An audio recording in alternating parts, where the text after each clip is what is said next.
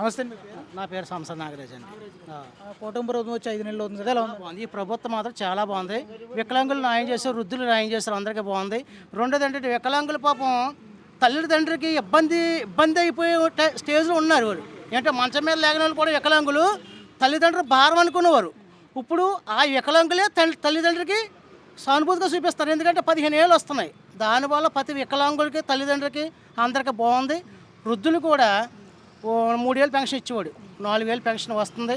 రెండోది ఏంటంటే గత 6 ఏదో సూపర్ 6 అన్నారు, అవి కూడా ఒకటి చేసుకొస్తున్నాడు. ఇప్పుడు పుట్టుగానే ఎవడో నడిచేయడు కదా, కొద్దిగా ఇచ్చి గత ప్రభుత్వం వచ్చి 5 ఏళ్ళు అవుతుంది.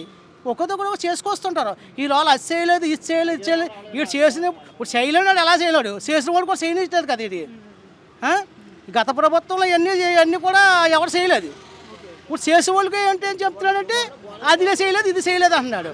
వచ్చి 4 నెలలు అయింది. ఇప్పుడు పుట్టగానే ఎవడు నడిచాడు కదా, పాకుతాడు, తర్వాత ఎత్తాడు, ఎలాగ పెద్దది. అందు గురించి ఈ ప్రభుత్వం మాత్రం చాలా బాగుంది. పేదలకి, వికలాంగులకి, వృద్ధులకి అందరు కూడా మంచిగా ఉంది. రెండోదంటే ఇసుక వల్ల ఉచిత ఇసుక అన్నాడు. దానివల్ల ప్రతి కూలివాడికి కూడా మంచిగా ప్రతి ఒక్కరికి చేతి నిండా పని ఉంటుంది. వాటర్ మేస్త్రి దగ్గర నుంచి తాపి మేస్త్రి కానించి రైతు ప్రతి వాళ్ళకి బాగుంటుంది. అందు గురించి ఈ ప్రభుత్వం మాత్రం 100కి 100% బాగుంది. జగనే ఉండుంటే ఇవ్వాల్సిన పథకాలన్నీ పడకప్పుడు వచ్చేసి అని చెప్పేసి ఆయన ఆ ప్రభుత్వంలో ఇచ్చారు, ఇవ్వలేదండి. ఇప్పుడు ఆ ప్రభుత్వంలో పథకాలు ఏంటి, బీసీ ఎస్సీ కార్పొరేషన్ రాయి అమ్మఒడి పెట్టారు. ఈ కార్పొరేషన్లు ఏమైపోయి డిగ్రీలు బీఈడీ చదువుకున్న వాళ్ళు ఉన్నారు. కార్పొరేషన్లో ఏదో పెట్టుకుని ఆటో ఏదో కొనుక్కుని ఉపాధి పనుకునేవారు. ఆ బీసీ ఎస్సీ కార్పొరేషన్ కూడా తీసిపడేశారు. ఈ అమ్మవారి నానబొడ్డుకి ఉండేది అది. అది ఏది కూడా అంతే, అది సౌకర్యంగా అసలు ఉండేది కాదు. ఇప్పుడు ఏంటంటే ఎస్సీ బీసీ కార్పొరేషన్ జాబులు తీస్తున్నాడు. టీచర్ పోస్టులు ఒక పోస్ట్ తీస్తాడు అసలని. ఇప్పుడు ఇది వచ్చిన వెంటనే మెగా తీస్తాడు, 13,347 పోస్టులు తీస్తాడు. ఎవరు తీస్తాడు? ఆ ప్రభుత్వంలో పోస్ట్ కూడా తీయలేదు. అందుకని ఉద్యోగస్తులకి, చదువుకున్న వాళ్ళకి, వికలాంగులకి, వృద్ధులకి అందరికీ మంచిగా ఉంది. రెండోది ఏంటంటే ప్రతి కార్మికుడు కూడా మంచిగా ఇసుక వల్ల ప్రతి ఓడికి చేతి నిండా పని ఉంటుంది, డబ్బు ఉంటుంది, ఎవరికీ ఇబ్బంది లేదు. ఈ ప్రభుత్వంలో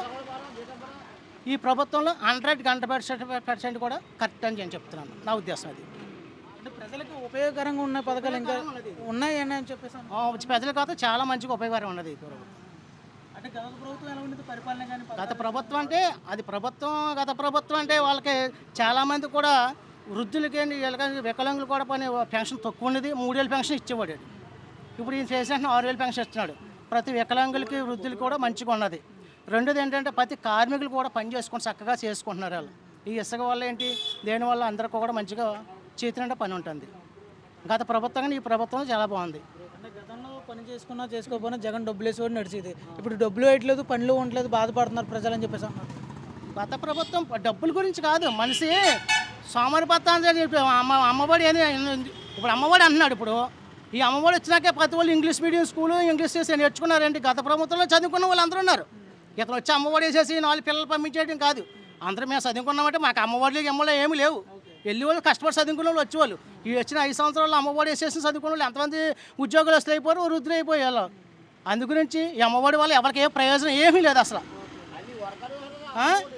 రెండోది ఏంటంటే అమ్మఒడి వల్ల దానివల్ల మైనస్ కానీ ప్లస్ పాయింట్ అసలు ఏమీ లేదు అసలు.